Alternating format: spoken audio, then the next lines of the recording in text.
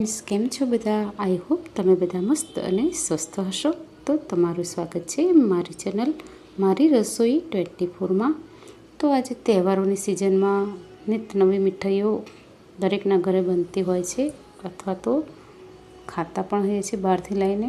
તો એવી જ એક આ મિષ્ટાન છે જે છે ગુલાબજાંબુ, જે સૌને જ પ્રિય હોય છે. તો ઘણી અલગ અલગ રીતના ગુલાબજાંબુ બનતા હોય છે. તો એ જ રીતે આજે મેં માવામાંથી નહીં પણ મિલ્ક પાવડરમાંથી ગુલાબજાંબુ બન્યા છે અને એટલા ટેસ્ટી બન્યા છે અને એટલી સિમ્પલ રીત, ના કોઈ માપની ઝંઝટ કે ના કોઈ પણ જાતના ટેન્શન વગર તમે આસાનીથી બનાવી શકો અને પહેલી વાર બનાવો તો પણ એકદમ પરફેક્ટ બને એવી રીતની રેસીપી છે. તો જરૂરથી જોજો અને બિલકુલ સ્કીપ કર્યા વગર પૂરો વિડીયો જોજો. તો અંદરથી એકદમ જાળીદાર અને પૂરેપૂરો ચાસણી પીધેલો ગુલાબજાંબુ બનાવવાની સિમ્પલ અને નવી રીત છે. અમુક એમાં ટિપ્સ અને ટ્રિક્સ છે જે કોઈને જ ખબર નહીં હોય અને જે હલવાઈ લોકો બનાવે છે બિલકુલ એ જ રીતે આપણે બનાવીશું આજે. તો અહીં જે આપણે મિલ્ક પાવડરમાંથી ગુલાબજાંબુ બનાવવાના છે તો એના માટે અહીં 1.5 કપ જેટલો મેં મિલ્ક પાવડર લીધો છે.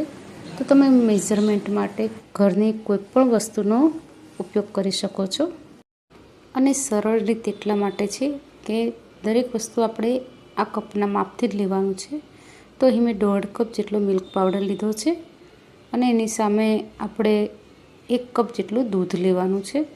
તો તમે ઘરમાં કોઈ પણ વાડકી હોય કે કોઈ પણ તમારે જેટલા ગુલાબજાંબુ બનાવવા હોય એ રીતે તમે એ વસ્તુનું માપ લઈને જ કરવાનું છે. આપણે દૂધ, ખાંડ બધું જ આ કપ વડે જ આપણે માપીને લેવાનું છે. માપવાનું તો કંઈ એટલું બધું એમાં ધ્યાન રાખવાની જરૂર નથી. તો અહીં 1.5 કપ જેટલો મિલ્ક પાવડર લીધો છે અને એની સાથે 1 કપ જેટલું દૂધ લઈને આપણે એને મિક્સ કરીશું.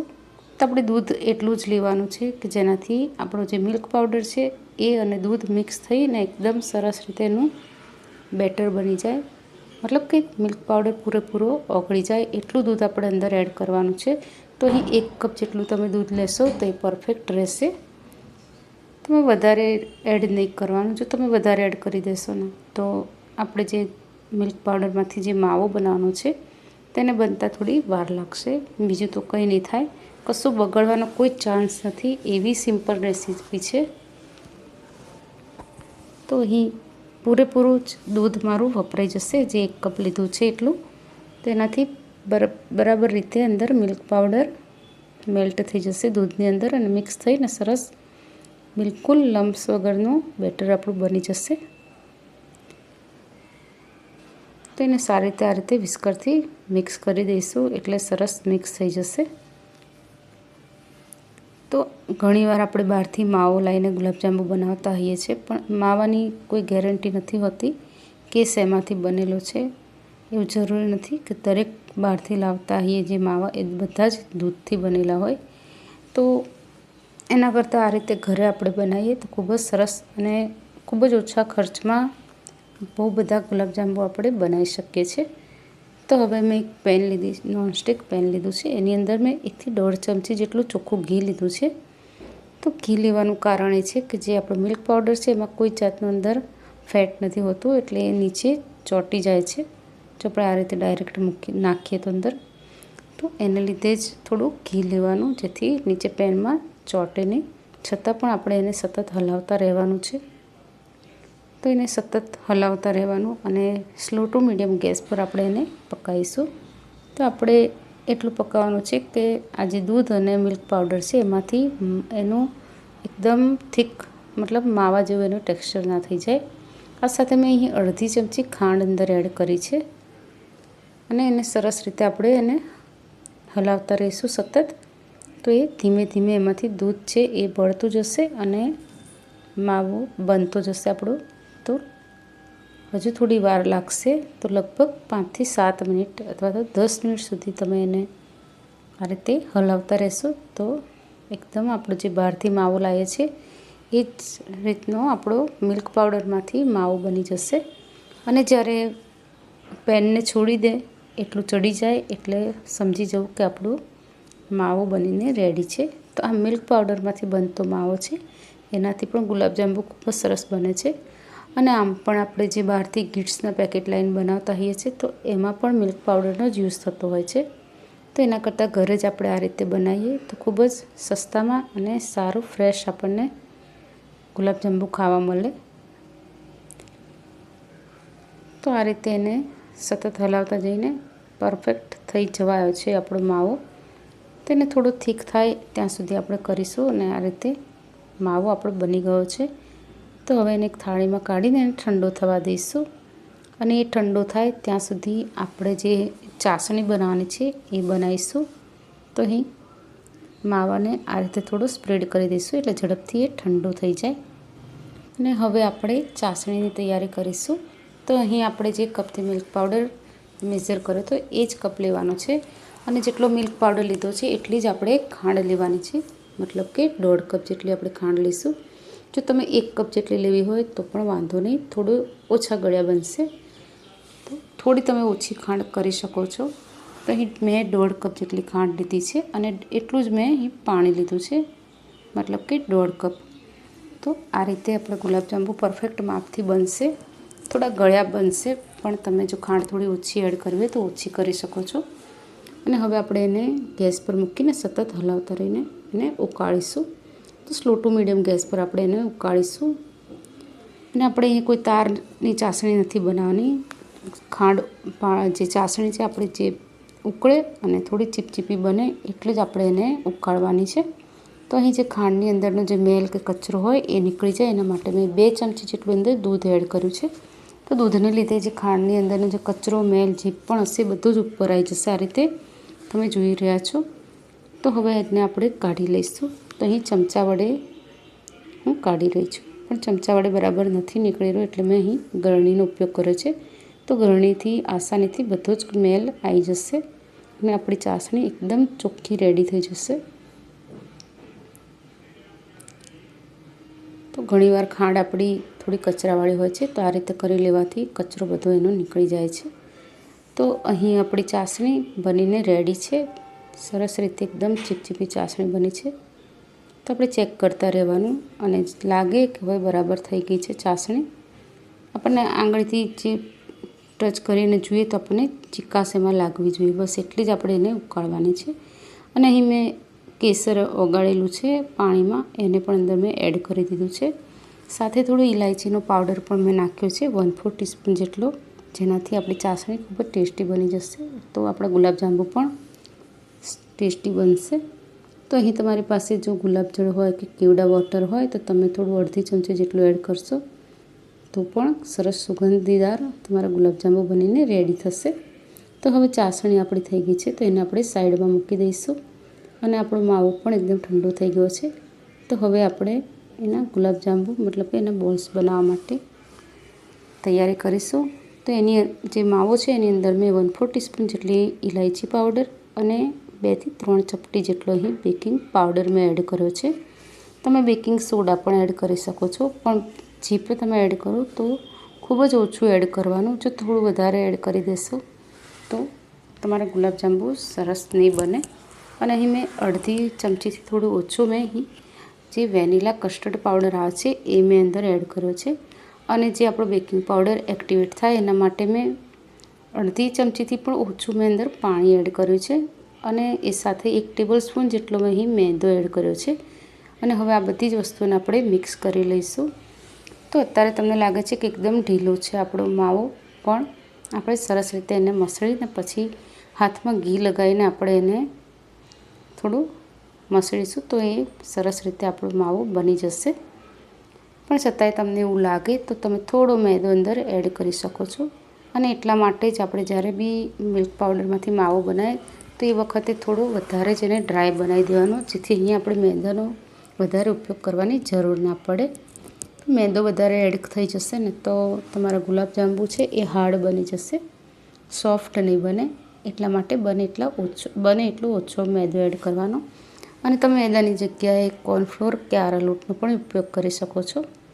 તો આ રીતે મેં તો બસ સરસ રીતે એને માવામાંથી સરસ એને નાના નાના બોલ્સ બનાવવાનું સ્ટાર્ટ પણ કરી દીધું છે. અને આ બોલ્સ બનાવતી વખતે તમારે હથેળીથી પહેલાં સરસ રીતે અંદર દબાઈને એને ગોળ ગોળ ફેરવવાનું છે અને પછી છેલ્લે હળવા હાથે એને ફેરવવાનું.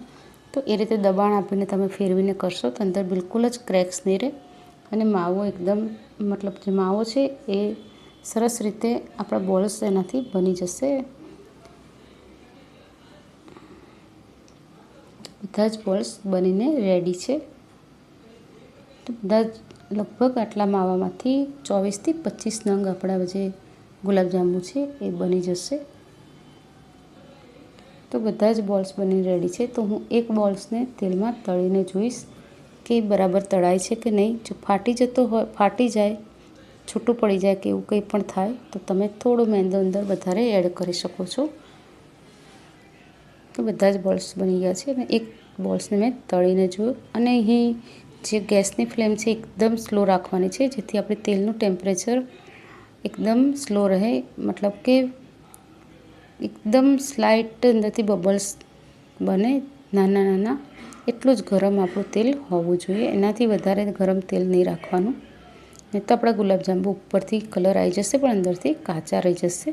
તો એકદમ સ્લો ગેસે જ આપણે તળવાનું છે. અને તમારી જે સગડી હોય એમાં પણ જે સૌથી ધીમો ગેસ હોય એની ઉપર જ તમારે તળવાના, તો જ એકદમ પરફેક્ટ બનશે તમારા ગુલાબજાંબુ. તો અહીં તમે જોઈ રહ્યા છો કે ધીમે રહીને ગુલાબજાંબુ ઉપર આવી ગયું છે અને આપણે આ રીતે ચમચીને તેલમાં જ ફેરવતા રહેવાનું અને ગુલાબજાંબુને તળવાના છે.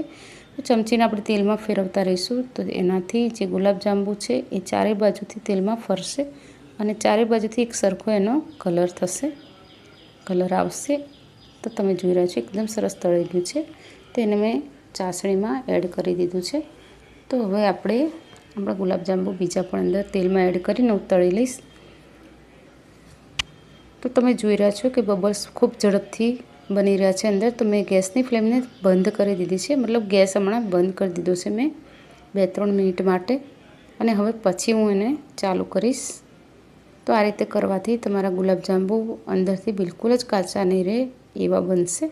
અને આ રીતે તેલમાં ચમચી ફેરવતા રહીશું તો થોડી વાર રહીને બધા જ ગુલાબજાંબુ છે ચડી જશે, એટલે ઉપર આવી જશે ફૂલીને. તો જ્યારે તેલમાં ઉપર તરવા માંડે ગુલાબજાંબુ ત્યારે આપણે ગેસની ફ્લેમને અડધી મિનિટ માટે સ્લોથી થોડી વધારે આપણે કરવાની છે, જેથી જે ફૂલી ગયા છે ગુલાબજાંબુ એ વધારે ફૂલવા જશે તો ફાટી પણ જાય. તો એ ફાટી ના જાય એના માટે જ આપણે સહેજ ફાસ્ટ ગેસ કરીશું તો એનું ઉપરનું પડ થોડું કડક થઈ જશે, એટલે પછી ગુલાબજાંબુ બિલકુલ જ નહીં ફાટે. તો અડધી સેકન્ડ માટે જ આપણે કરવાનું છે સહેજ ફાસ્ટ. પછી પાછું એને એકદમ સ્લો ગેસ પર કરી દેવાનું અને સ્લો ગેસે 7થી 8 મિનિટ માટે આપણે એને તળીશું. તો એકદમ સરસ કલર પણ આવશે અને અંદર સુધી એ જળી જશે. તો આટલું થોડું ધીરજથી કરવાનું છે અને ચમચીથી તેલને સતત હલાવતા રહેવાનું છે, જેથી ગુલાબજાંબુ અંદર ફરતા રહે ને ફરતા રહેશે તો એનો કલર સરસ આવશે. તમે જોઈ રહ્યા છો એનો કલર બદલાવાનું સ્ટાર્ટ થઈ ગયું છે. તો આ રીતે કરવાથી જે અંદર સુધી ચડી જશે તો એ ગુલાબજાંબુ આખું ચડી ગયેલું ગુલાબજાંબુ હશે તો ચાસણીમાં જઈને સ્પ્રેડ નહીં થાય, મતલબ ચાસણી પીધા પછી જે છૂટું પડી જાય છે એવું નહીં થાય અને ગુલાબજાંબુ અંદર સુધી એમાં ચાસણી ભરાશે. તો એના માટે જ આપણે ગુલાબજાંબુને પ્રોપર તળવું જરૂરી છે. તો અહીં ગુલાબજાંબુ સરસ રીતે તળાઈ ગયા છે. તો હવે આપણે એને કાઢીને ચાસણીમાં એડ કરી દઈશું. તો અહીં લગભગ 24થી 25 ગુલાબજાંબુ બનેલા તો મેં અડધા કરીને 2 બેચમાં એને તળી લીધા છે. તો પહેલી વારને આપણા ગુલાબજાંબુ તળાઈ ગયા છે તો એને મેં ચાસણીમાં નાખી દીધા છે અને થોડા હલાવી દઈશ. ચાસણી એની ઉપર થોડી કોટ કરીશું જેથી એ પ્રોપર ચાસણીને પીવે. તો અહીં આ જ રીતે બીજા ગુલાબજાંબુને આપણે તળી લઈશું. તો બીજી વારના ગુલાબજાંબુ પણ આપણા તળાઈ ગયા છે તો એને પણ આપણે ચાસણીમાં એડ કરી દઈશું અને સરસ રીતે થોડું સાચવીને થોડું હલાવીશું એટલે એ પણ થોડી ચાસણીમાં કોટ થઈ જાય, ચાસણી વડે કોટ થઈ જશે. તો એ ધીમે ધીમે ચાસણી પીતા રહેશે અને થોડા વધારે ફૂલશે. તો હવે આવે છે એક જે સિક્રેટ હલવાઈઓની સિક્રેટ ટ્રિક્સ છે જે તો એ લોકો હંમેશા જ ગુલાબજાંબુ બની જાય એના પછી જે ચાસણી સાથેના ગુલાબજાંબુ છે એને ગેસ ઉપર થોડીક વાર ગરમ થવા દે છે મતલબ કે જે આપણી ચાસણી છે થોડી ઉકળે એટલે કે ઉપર થોડા બબલ્સ આવે એવી ગરમ થાય ત્યારે ગેસને બંધ કરી દઈને પછી આપણે ઢાંકી દઈશું એને. તો બીજા દિવસ સુધીમાં સરસ આપણા ગુલાબજાંબુ અંદર સુધી ચાસણી પીને રેડી થઈ જશે. તો આ ટ્રિક્સ છે એ મોટે ભાગે હલવાઈઓ વાપરતા હોય છે. તો અહીં આપણી ચાસણી થોડી ઉકળે ગરમ થઈને એટલે આપણે પણ ગેસને બંધ કરી દઈશું અને ઢાંકણ ઢાંકી દઈશું. તો જે આપણી ચાસણી છે એકદમ પાતળી થઈ જશે તો ગુલાબજાંબુ આસાનીથી એને પી લેશે. તો કદાચ એને લીધે જ એ લોકો પણ એવું કરતા હશે ને એટલે જ એ લોકોના ગુલાબજાંબુ ક્યારેય અંદરથી ડ્રાય નથી હોતા. તો અહીં મેં પણ એ રીતે મૂકી દીધું છે અને ધીમે ધીમે આપણી ચાસણી ઉકળી રહી છે. વધારે વાર નથી રાખવાનું આપણે. ચાસણી ઉકળે અને થોડા બબલ્સ થવા માંડે એટલે આપણે ગેસને બંધ કરી દેવાનો છે. વધારે ટાઈમ રાખશો અને ચાસણી કડક થઈ જશે તો ગુલાબજાંબુ કડક થઈ જશે અને ચાસણી પણ ઉપરથી સફેદ સફેદ ક્રિસ્ટલ થઈ જશે એમાં. તો આ રીતે મેં ઢાંકીને મૂકી દીધું છે. તો તમે જોઈ રહ્યા છો અહીંયા 2 કલાક પછી મેં કટ કર્યો છે ગુલાબજાંબુ. તો અંદરથી જાળીદાર સોફ્ટ અને અંદર સુધી ચાસણી પીને રેડી થયું છે. તો બિલકુલ જ ડ્રાય નથી અંદરથી. તો આટલા 1.5 કપ મિલ્ક પાવડર અને 1 કપ દૂધમાંથી લગભગ 750 ગ્રામ જેટલા ગુલાબજાંબુ રેડી થાય છે ચાસણી સાથે. તો આજની રેસીપી સારી લાગી હોય તો ચેનલને લાઇક, શેર અને સબસ્ક્રાઈબ કરજો. રેસીપી જોવા બદલ થેન્ક યુ. રાધે રાધે.